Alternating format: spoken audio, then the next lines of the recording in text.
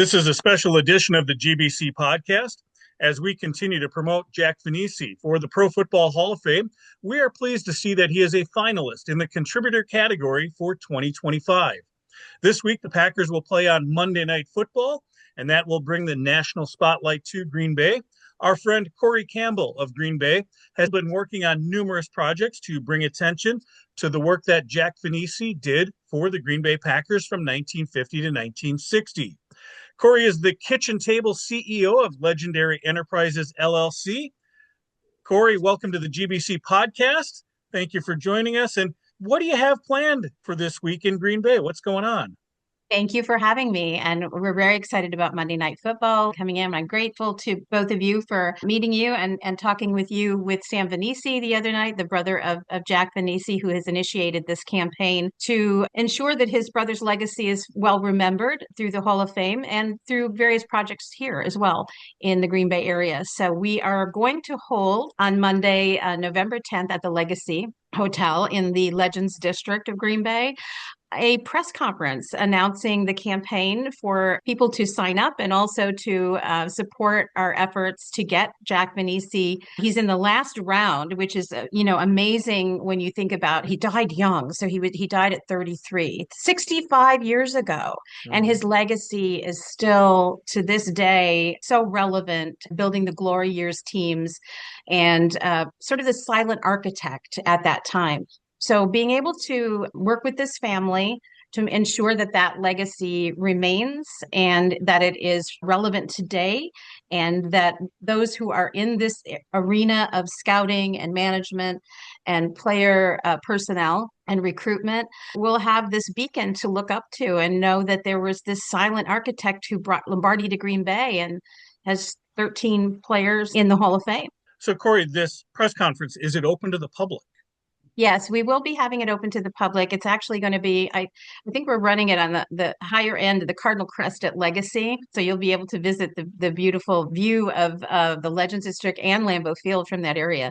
But yes, we are going to have it open, and we'll be very excited to make it a unique announcement there about a future event that we're having through the Legacy Hotel. So, and events in that district, but particularly this one related to the Vainisi family and the Vainisi Award. So Monday, November 10th, what time? We're looking at about 10:30 in the morning. And do you have an address for the Legacy Hotel in case people don't know where it is? It's right at the corner of Brett Favre Pass and Tony Canadeo Run in Green Bay, Wisconsin. And in the Green Bay Legends District, right behind Stadium View. So for just those east in of this Lambeau area. Field East of Lambeau Field, yes. As far as the press conference is concerned, what is your expectation? What kind of exposure do you hope to get? Who do you think is going to be there? I know that the guys from Monday Night Football come into town, and it's wonderful if they would, I'm gonna throw a lot of hints this week. I hope we have them, but our local media does a really, really good job of getting this story out. As you can tell, we had this beautiful article by Rich Ryman in the cover of our local paper here, the Green Bay Press Gazette.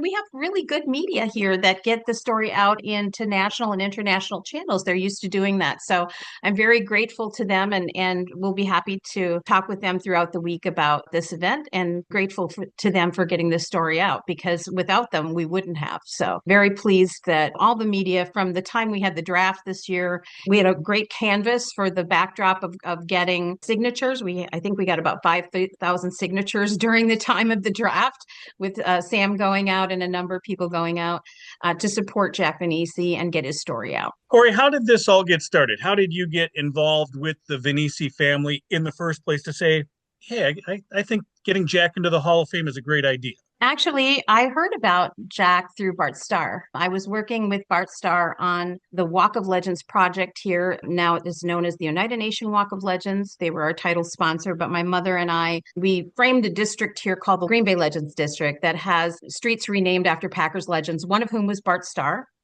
and Reggie White and Tony Canadeo, and it's in a cadre of streets that includes Brett Favre Pass and Holmgren Way, and they abut Lombardi Avenue.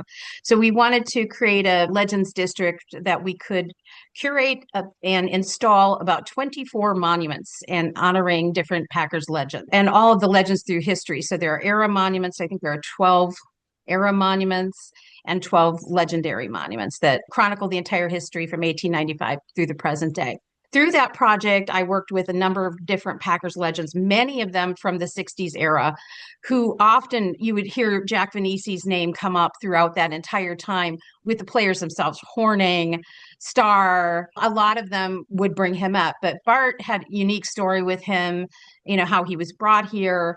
So I had heard about this, but we only had so many legends, like, individual monuments we could do. The rest of them were all eras, so it covered the historical portions of it. But after we completed that, Sam Vainisi, Jack's brother, he was very impressed by the project. He had a property across the street from Lambeau Field at Ridge and Lombardi. He wanted to erect a monument there to his brother and wanted it in the pattern of our Oneida Nation Walk of Legends monuments. And he thought they were beautiful and that they were very thorough and comprehensive. So he found us. Actually, he went to, I think, Oneida, and Oneida, our tribal leaders there, called us and said, there's this gentleman. And I'm like, oh my gosh, I had never met any of Jack's family. So this was truly an honor.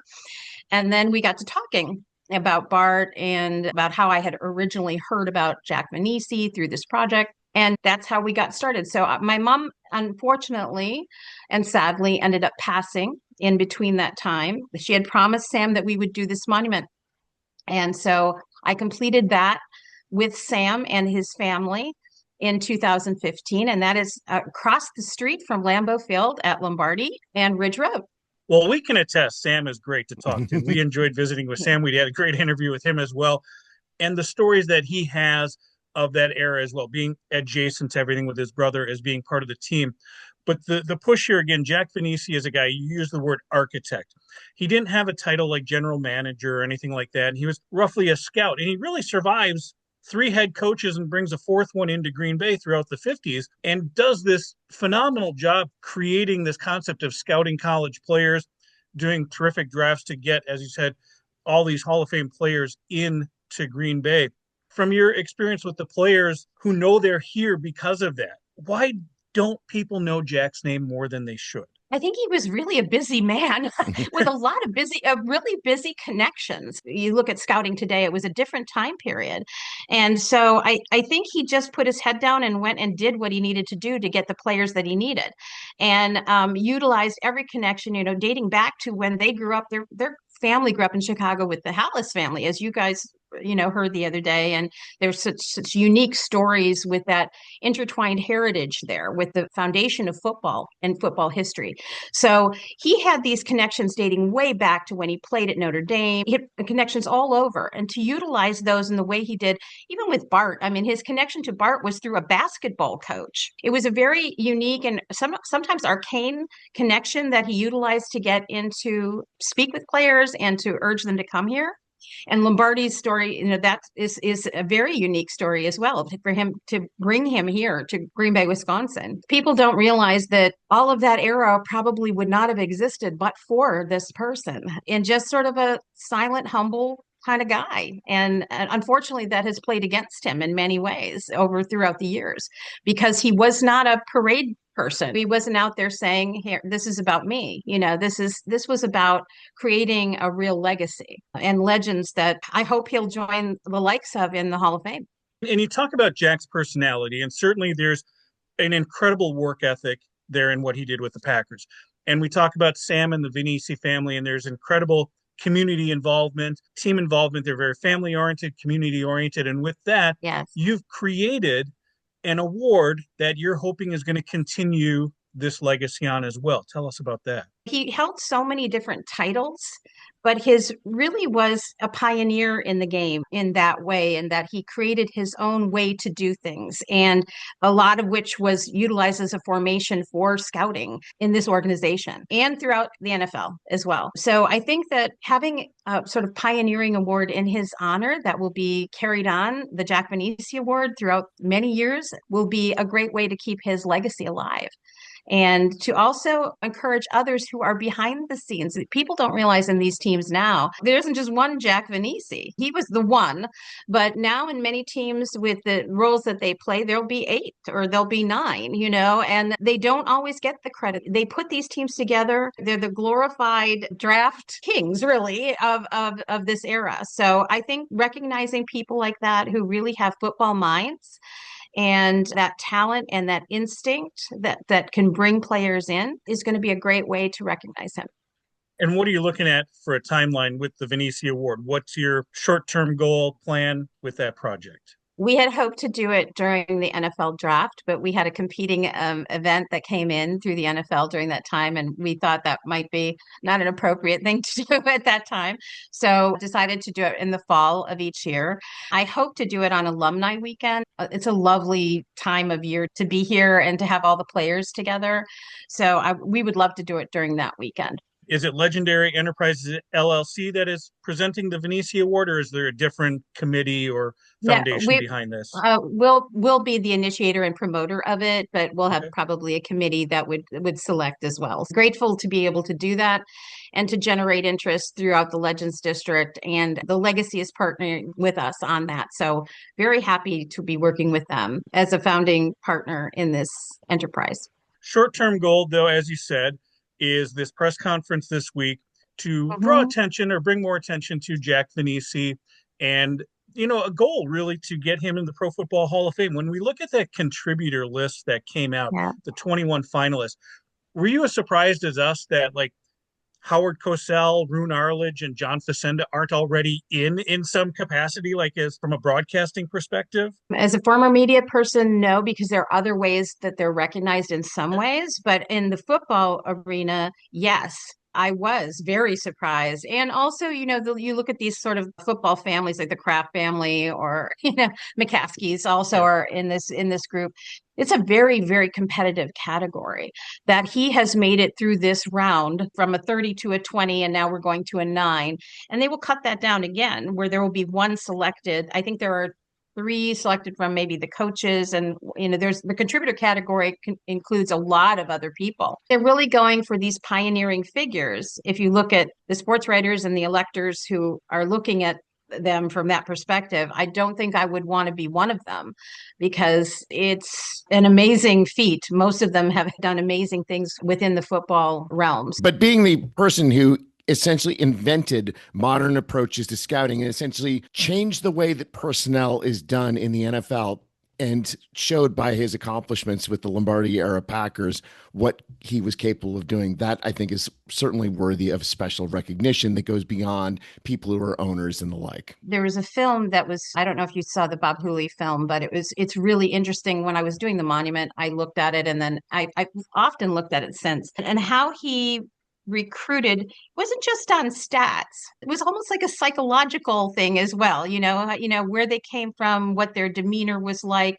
If you looked at what kind of notes he took in about the players, very, very interesting. And it makes so much sense when you've met those players from those eras, how they all sort of gelled under Lombardi, and they all had this great father figure. Bart often talked about Lombardi as a father figure. Paul as well. A lot of them, he was a very strong disciplinarian and very a taskmaster. And I think they all responded to that. So psychologically, I think that Vainisi knew about their makeup. He knew their whole history by the time he was trying to recruit them, what they were motivated by. And that is a talent and an instinct. You can look at stats all you want. It's like horse racing, right? You can look at that, but there's also a whole psychological aspect to why someone would want to come to Green Bay or play in Green Bay or play for this coach. You look at that and how he was able to gel those, that statistical and research aspect and the contacts that he used, but also that psychological aspect. I've been in cars with when we were unveiling monuments, and I've talked to many of them from that era. We talked about what they wanted to be known for, when we're doing a monument to them. And you look at how somebody had to figure out why they would want to come here, what would motivate them to do that. And he had that instinct, I think, better than most. Corrie, you've got a lot of work going on this week. Monday, November 10th, 10:30 a.m. at the Legacy Hotel in Green Bay. There is a press conference. Are you the person that is going to be fielding all the questions? Like you're in the spotlight for this?